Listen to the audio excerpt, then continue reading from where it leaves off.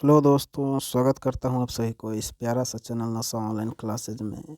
और आज हम लोग समझने वाले हैं कुछ ऐसे प्रश्न जो कि क्लास 10th के मैथ में से पूछे जाते हैं। तो यहाँ पर थोड़ा सा अपना सेटअप कर लेते हैं और इसके अंतर्गत कौन कौन से ऐसे इम्पोर्टेंट पॉइंट जो है हम सभी को सीखना है उसके बारे में समझते हैं।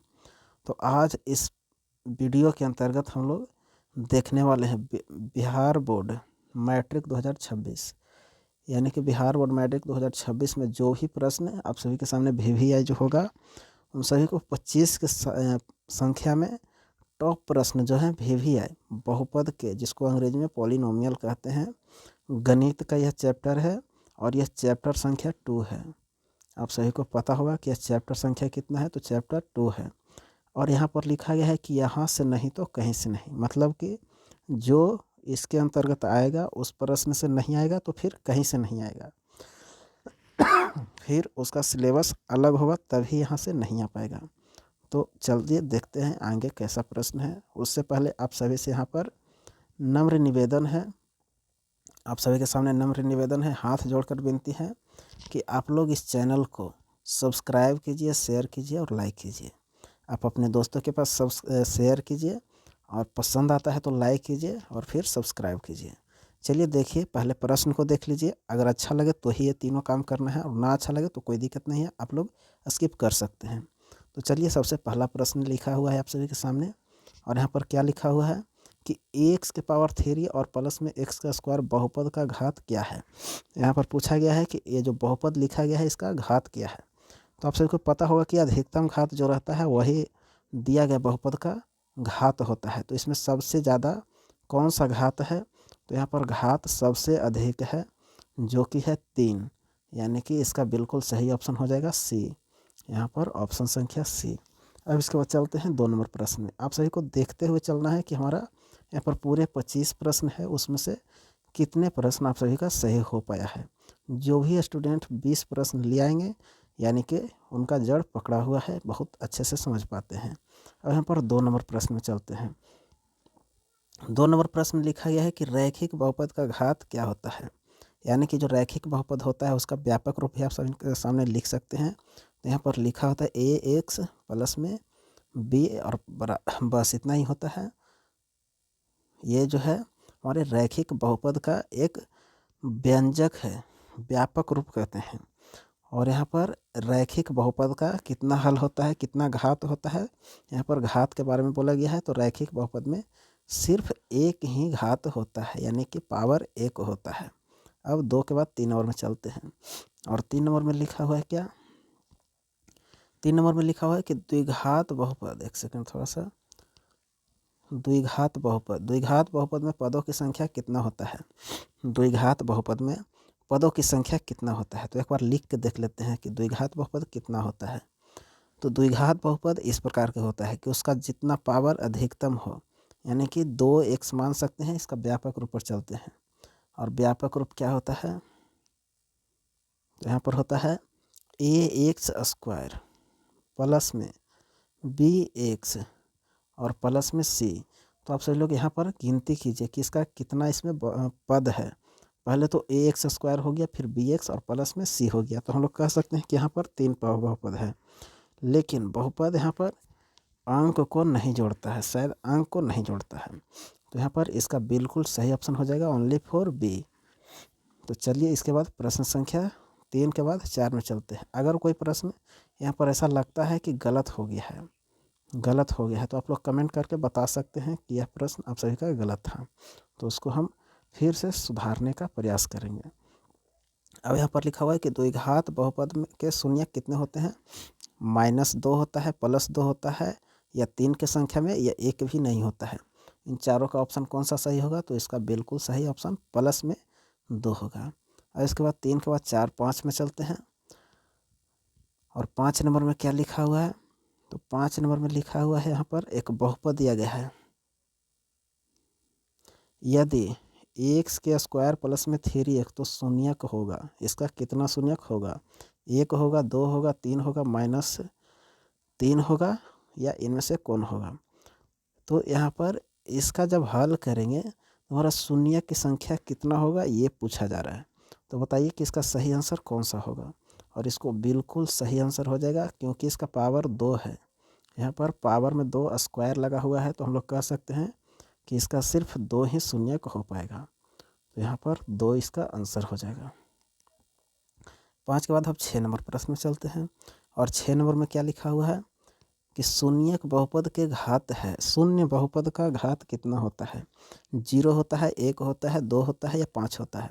यहाँ पर सबसे पहले में शून्य लगा हुआ है तो हम लोग कह सकते हैं कि जिसमें शून्य लगा है वह शून्य से ही संबंधित होगा। तो यहाँ पर इसका बिल्कुल सही ऑप्शन हो जाएगा ऑप्शन संख्या ए यानी कि 0। 6 के बाद 7 नंबर चलते हैं। 7 नंबर से पहले फिर से एक बार आप सभी का अनुरोध आ गया है कि अगर आप सभी को ये वीडियो अच्छा लग रहा है तो आप लोग सब्सक्राइब कीजिए, चैनल को शेयर कीजिए, फिर लाइक कीजिए। तो चलिए अब फिर से चलते हैं 7 नंबर प्रश्न में। और यहाँ पर लिखा हुआ है कि 1 से पावर 3 के शून्य की संख्या कितना होगा। तो यहाँ पर पावर में देख सकते हैं कि पावर 3 है तो हम लोग कह सकते हैं कि इसका 0 होगा, 1 होगा या 2 होगा या 3 होगा। कितने की संख्या में इसका शून्य को हो सकता है। तो 7 का बिल्कुल सही ऑप्शन हो सकता है। यहाँ पर ऑप्शन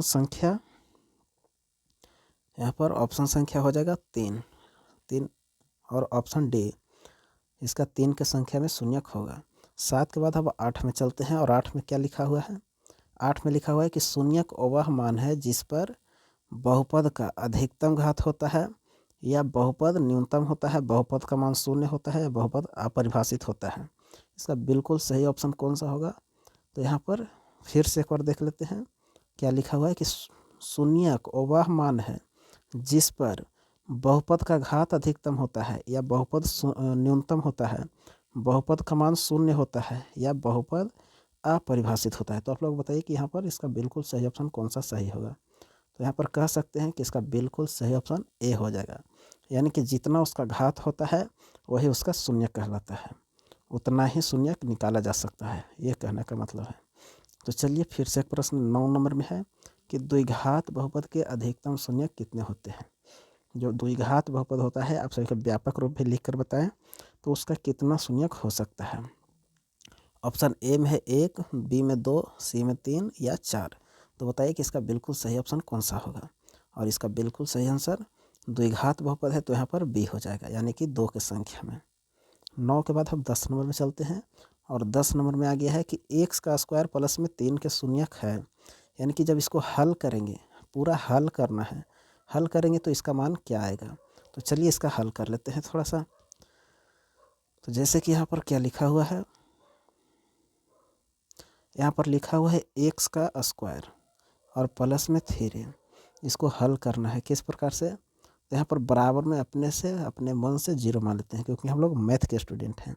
अब यहाँ पर x का स्क्वायर और इस तरफ प्लस में 3 है, इसको बराबर के दूसरे तरफ लेकर जाना है यानी कि इस तरफ आने के बाद माइनस में 3 हो जाएगा। अब इस स्क्वायर को इस तरफ लाकर रूट करना है, रूट माइनस में 3 हो जाएगा जो कि हमारा यही आंसर हो जाएगा। और यह सिर्फ माइनस में नहीं होगा, एक होता है माइनस में और एक होता है प्लस में।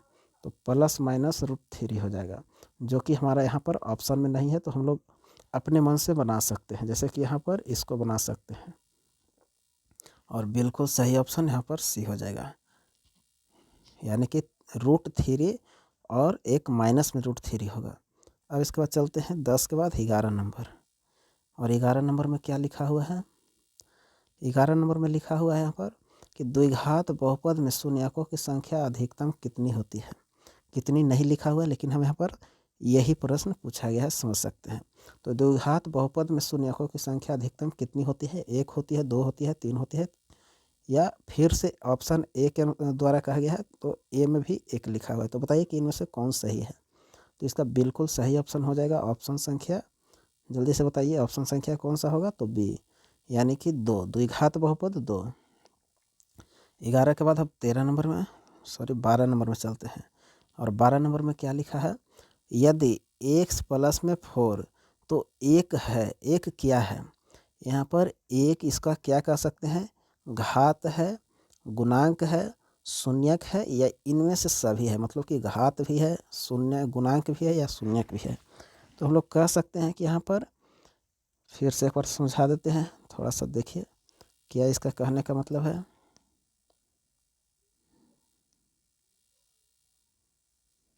यहाँ पर कहा गया है कि एक्स के पावर में कुछ भी नहीं है तो एक रख सकते हैं और प्लस में 4, और इसके आगे कुछ भी नहीं है तो गुना भी कर सकते हैं, और किसी भी संख्या या किसी भी अचर पद के पावर एक होता है तो उसका शून्य कितना होता है, तो सिर्फ एक होता है।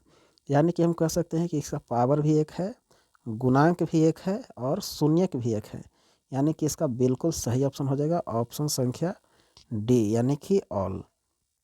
समझ पाए होंगे आप लोग कि इसका कौन सा ऑप्शन सही है, तो ऑप्शन संख्या डी ऑल होगा। अब इसके बाद 12 के बाद 13 नंबर में चलते हैं। 13 के बाद फिर से एक बार आप सही से अनुरोध कर लेते हैं कि अगर ये वीडियो आप सभी को अच्छा लग रहा है तो फिर से एक बार सब्सक्राइब कर लीजिए, शेयर कर लीजिए। अगर अभी तक नहीं किया है तो अगर कर लिए हैं तो कोई बात नहीं है, आप सभी को दिल से धन्यवाद है, आप लोग कर लिए हैं। तो अब चलिए इसके बाद प्रश्न पर चलते हैं। 13 नंबर में लिखा हुआ है कि रैखिक बहुपद के शून्यकों की संख्या क्या है। रैखिक बहुपद जो होता है उसका शून्यकों की संख्या कितनी होती है, 0 होती है, 1 होती है, 2 होती है या 3 होती है। तो इसका बिल्कुल सही ऑप्शन हो जाएगा 1, यानी कि रैखिक बहुपद में एक ही शून्य को हम लोग ज्ञात कर सकते हैं। अब यहाँ पर लिखा हुआ है कि बहुपद के शून्य ग्राफ में दर्शाए जाते हैं। बहुपदों को शून्य के ग्राफ में दर्शाते हैं एक्स अक्ष, वाई अक्ष पर, एक्स अक्ष पर, मूल बिंदु पर या कहीं भी। तो इसका सही ऑप्शन कौन सा होगा, आप सभी को पता होगा। इसका सही ऑप्शन हो जाएगा ऑप्शन संख्या बी, यानी कि एक्स अक्ष पर। 14 के बाद 15 नंबर में चलते हैं, और 15 नंबर में लिखा हुआ है कि रैखिक बहुपद का घात कितना होता है। रैखिक बहुपद का ये प्रश्न अभी से लगता है कि 2 से 3 बार आ चुका है। आप लोग इसे कमेंट करके बताइएगा कि इसका कितना आंसर होगा। 15 के बाद 16 नंबर में चलते हैं, और 16 नंबर में क्या लिखा हुआ है कि एक्स के पावर 5 प्लस में 6x माइनस 4x प्लस में 0 बहुपद के शून्यक कितने होंगे। 5 होंगे, -5 होंगे, 0, 1। इसके शून्य की संख्या कितना हो सकता है ये पूछा गया है। तो बताइए कि जिसका पावर 5 होता है उसका कितना शून्य निकाला जा सकता है। तो इसका बिल्कुल सही ऑप्शन हो जाएगा ऑप्शन संख्या ए, यानी कि 5। अब इसके बाद 16 के बाद 17 में चलते हैं, और 17 में लिखा हुआ है कि त्रिघात बहुपद के अधिकतम शून्य कितना होता है। त्रिघातीय बहुपद के अधिकतम शून्य कितना होता है, तो जितना उसका घात होता है उतना ही उसका शून्य हम लोग निकाल सकते हैं। तो यहाँ पर इसका बिल्कुल सही ऑप्शन कौन सा होगा, 3, यानी कि त्रिघातीय बहुपद का 3 शून्य होता है।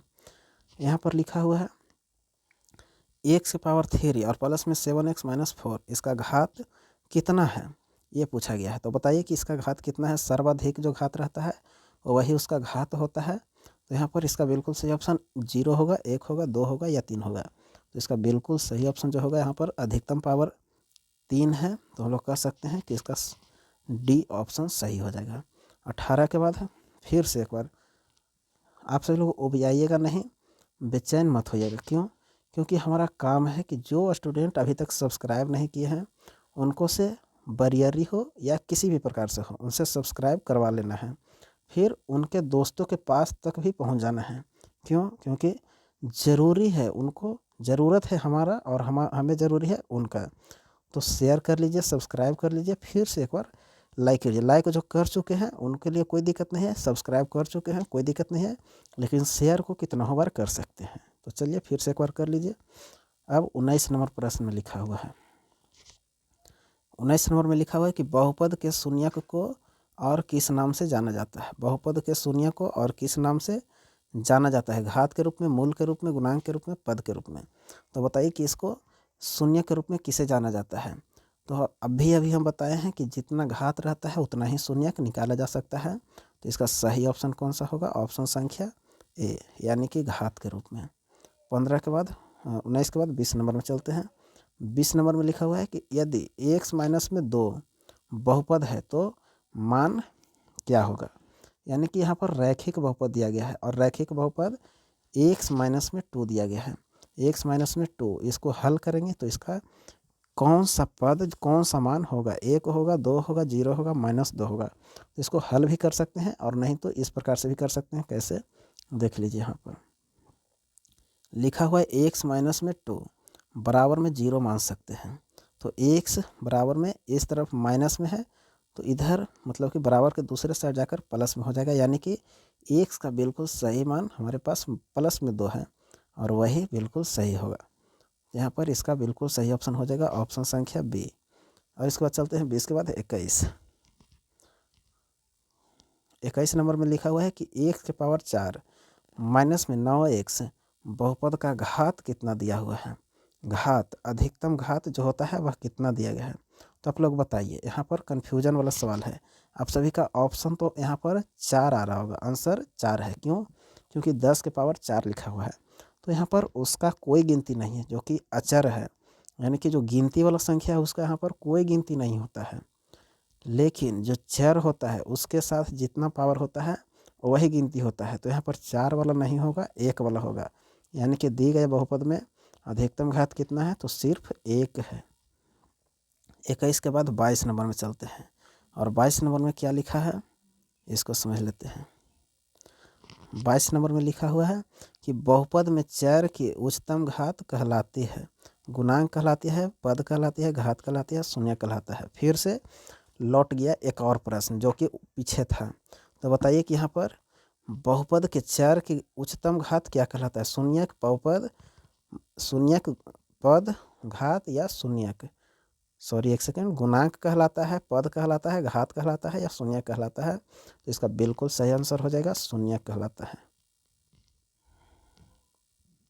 यहाँ पर शून्य।